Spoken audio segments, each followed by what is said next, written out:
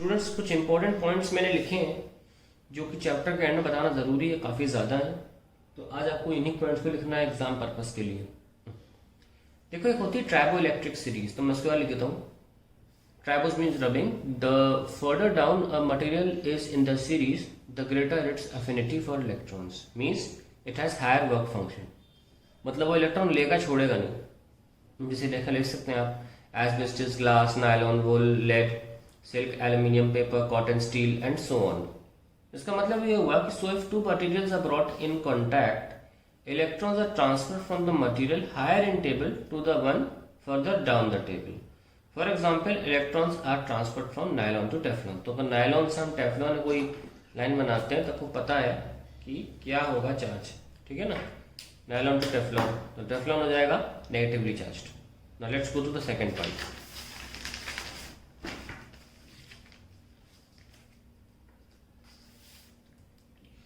Conductors cannot be held in hand and charged by friction method. If I hold a metallic rod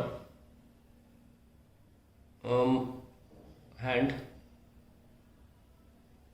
and rub it with any material, ये क्या लिखा है, मतलब simply आप ही मान लीजिए, if you hold a metallic rod with your hand and rub it with any material the metallic rod can not be charged. ये mostly सबको पता रहता है, मैंने डायग्राम बना दिया है कि अगर आपके पास हाथ में कोई मेटालिक रॉड है, आपने किसी से रब किया तो होगा क्या कि वो चार्ज तो होगी पर आपके हाथ के थ्रू वो ग्राउंड में चली जाएगी, क्योंकि आप कंडक्टर है, आप आसानी से चार्ज कंडक्ट कर सकते हैं टुवर्ड्स ग्राउंड।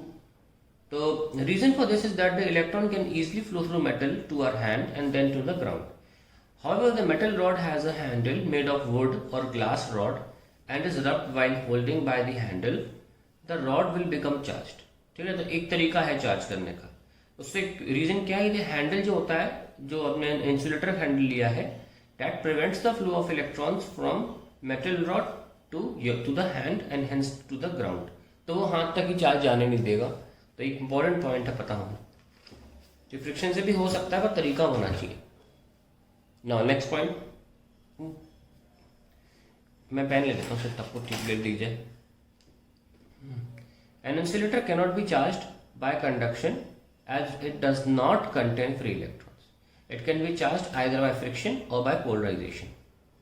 तो ये पॉइंट देखते रहिए, फिर लिखना है when insulator is charged by rubbing, that is friction, only the area that is rubbed becomes charged and there is no tendency for the charge to move into other regions of the insulator।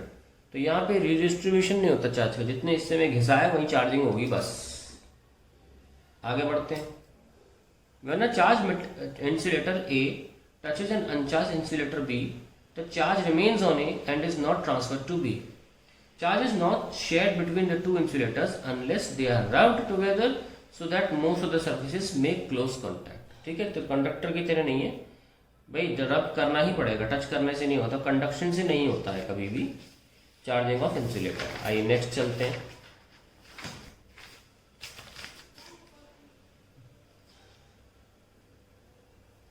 Next है दो inherent properties का comparison, charge और मास।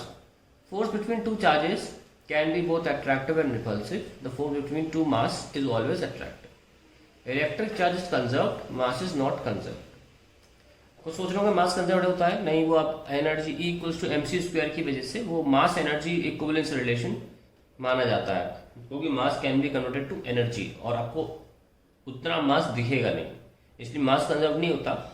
मास energy conservation एक single law है। Charge is quantised, mass is yet to be quantised.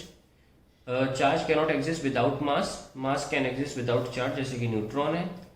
Charge is derived unit not fundamental. हम जानते हैं कि चार्ज क्यू का कोई डायमेंशन फॉर्मूला नहीं होता, वो करंट का होता है, और मास फंडामेंटल है। आइए कुछ क्वार्क्स के बारे में जानकारी लेते हैं। Quarks are truly elementary particles which carry charges that are fractions of electronic charge E, plus minus 2 by 3 electron and plus minus 1 by 3 electron। There are 6 types of quarks। एक होता है अप क्वार्क, उसे U से दिखाते हैं। एक होता है चार्म, उसे C से दिखाते हैं। एक होता है टॉप क्वार्क, उसे एरो अप से दिखाया जाता है, वैसे तो एरो अप से, लेकिन मैंने दिखाया नहीं है। ठीक है, all these 3 have 2 by 3 electronic charge. फिर आता है आपका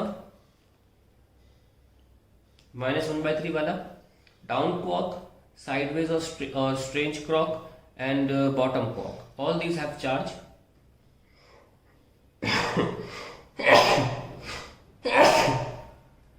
-1/3. Now we have antiquarks.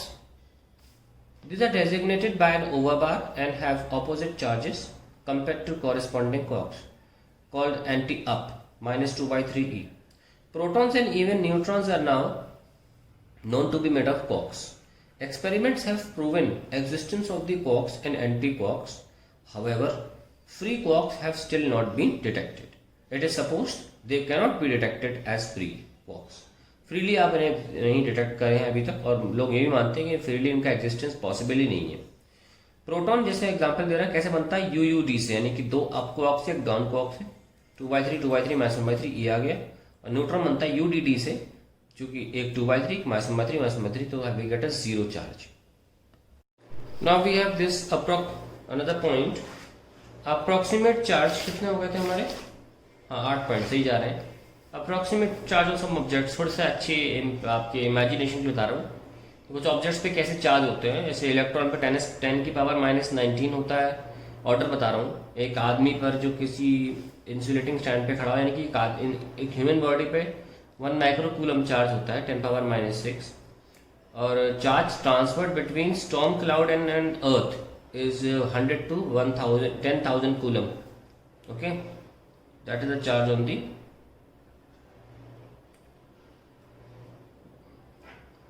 Charge transfer between storm cloud and earth. Now application के बारे में बात करते हैं कुछ। अच्छा, आपको और भी चीज़ें बताते रहेंगे, बड़ी इंटरेस्टिंग होती हैं। देखो, home purifiers use electric force to reduce dust, bacteria and other minute particles in air. तो कैसे होता है ये, the electric force remove electrons from the pollutants. तो वो क्या हुआ, पॉल्यूटेंट पॉजिटिवली चार्ज हो गए, making them positively charge. These are then attracted to negatively charge plates.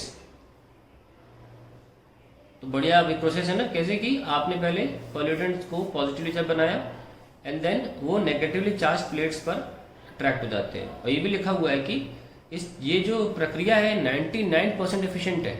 वाह, that is how your home purifiers work. Other application of electrostatics in microwave ovens. Microwave ovens take advantage of the electric dipole moment of the water molecule to cook food. क्या होता है, microwave has oscillating electric field. Microwave एक wave होती है, light के अंदर ही पाई जाती है। लाइट जो होती है इलेक्ट्रोमैग्नेटिक वेव है, इसमें 7 तरीके की वेव है, उसमें से एक माइक्रोवेव है। और microwave has oscillating electric field. Electric field oscillating मतलब ऊपर नीचे से आपने कभी अगर EM वेव का डायग्राम देखा हो तो उसमें आप देखेंगे कि साइन की तरह बनी होती है, तो it's a oscillating electric field. तो वो क्या करती है कि खाने के अंदर जो पानी होता है ना, उसके डायपोल्स को टॉर्क दे देती है। हमको पता है, whenever a dipole is placed in electric field it experiences the torque and starts rotating.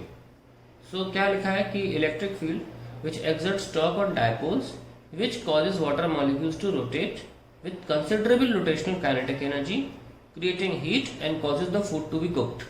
इसीलिए सिर्फ वही जो खाना गर्म होता है जिसके अंदर पानी होने की संभावना हो। हर चीज़ गर्म नहीं होती, और ऑलमोस्ट वाटर कंटेंट ऑलमोस्ट हर खाने में पाया जाएगा। ठीक है, इसलिए बर्तन कभी इतने गर्म नहीं होते माइक्रोवेव में, बर्तन गर्म होते नहीं है और खाना ही गर्म होता है। ये कारण है, क्योंकि बर्तन जो प्लास्टिक के होते हैं तो उनमें पानी कंटेंट नहीं मिलेगा।